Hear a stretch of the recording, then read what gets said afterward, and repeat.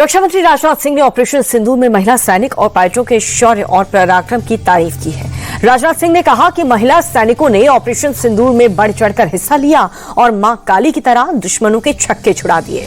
लखनऊ में बड़ी काली जी मंदिर में नए ब्लॉक के उद्घाटन के मौके पर रक्षा मंत्री राजनाथ सिंह ने ये बातें कही। ऑपरेशन सिंदूर के दौरान भी भारतीय सेनाओं ने अपने अद्भुत शौर्य, वीरता और पराक्रम का परिचय देते हुए पाकिस्तान पर मौजूद 9 आतंकवादी ठिकानों का सफाया करने में पूरी तरह से कामयाबी हासिल की है। पूरी तरह से आतंकवादी ठिकानों को तहस नहस कर दिया है। इस ऑपरेशन में महिला सैनिकों और पायलटों ने बढ़ चढ़कर भाग लिया था। केवल पुरुष सैनिक ही नहीं बल्कि महिला सैनिकों ने भी बढ़ चढ़कर भाग लिया था और मां काली के एक स्वरूप से दुश्मनों के उन्होंने छक्के छुड़ा दिए थे। यूपी में जला छांगुर बाबा पर एक्शन जारी है। इसे लेकर के सीएम योगी आदित्यनाथ ने कहा कि बलरामपुर में धर्मांतरण की साजिश की गई, धर्मांतरण कराने वालों को बख्शा नहीं जाएगा। सीएम योगी ने बाबा छांगुर के कारनामों का जिक्र करते हुए कहा कि कैसे धर्मांतरण करना है उनसे रेट तय किए गए थे। ऐसे लोग देश का स्वरूप बिगाड़ने का काम कर रहे हैं। आपने देखा होगा किस प्रकार की साजिशें हो रही है। अभी बलरामपुर में एक बड़ी कार्रवाई को हम लोगों ने आगे बढ़ाया, आपने देखा होगा, उसमें रेट तय किए। यानी कैसे धर्मांतरण के कार्यक्रम को आगे बढ़ाना है।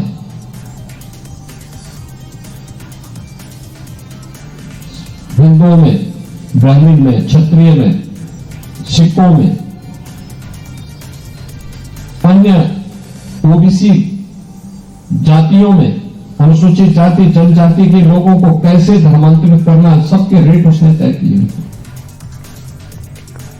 यूपी में कांवड़ यात्रा जारी है और इस बीच कई इलाकों से हुड़दंग की हिंसा की खबरें सामने आई, जिसे लेकर के सपा नेता एसटी हसन का कहना है कि सरकार को इन मामलों पर ध्यान देना चाहिए।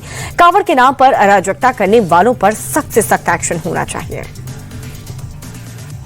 उसमें गाड़ियों की तोड़फोड़ भी है और 3 व्हीलर की भी तोड़फोड़ है, लोगों को भी मारा जा रहा है।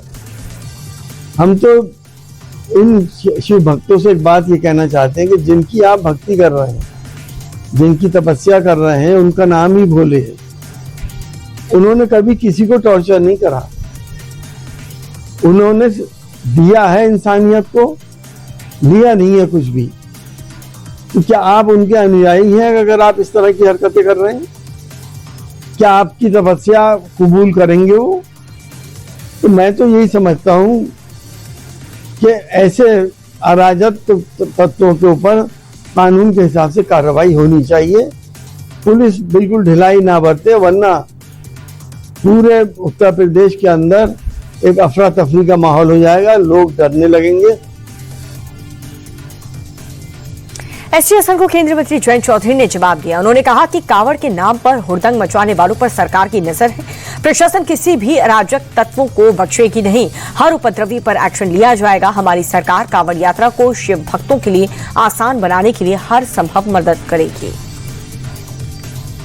कोई भी असुरक्षित नहीं महसूस होना चाहिए, किसी के साथ कोई बदतमीजी नहीं होनी चाहिए। उसके लिए लॉ एंड ऑर्डर की व्यवस्था कायम है, सब बराबर हैं।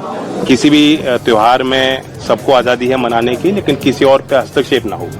तो इस चीज का बारीकियों का ध्यान रखा जाए। लेकिन जिस तरह से कुछ संगठनों के लोग जाकर होटलों में, रेस्टोरेंट में चेकिंग, नहीं, वो गलत, बिल्कुल अनुचित। और अब बात करते हैं 12 जून को हुए अहमदाबाद प्लेन हादसे की, जिससे जुड़े पहली जांच रिपोर्ट सामने आ चुकी है। इसके मुताबिक इंजन फेलियर की वजह से प्लेन हादसा हुआ था। अब रिपोर्ट सामने आने के बाद विमान की खराबी से जुड़े कई सवालों पर सिविल एविएशन मिनिस्टर ने जवाब दिया। उन्होंने कहा कि अभी रिपोर्ट का पहला हिस्सा ही सामने आया है, ऐसे में अभी कमेंट करना जल्दबाजी होगी। Preliminary report right now, and from the ministry we are analyzing the report, but I think it would be better if we can comment on it once the final report comes in. So we are coordinating with AIB also. Whatever support or resources they need, we'll be providing to them.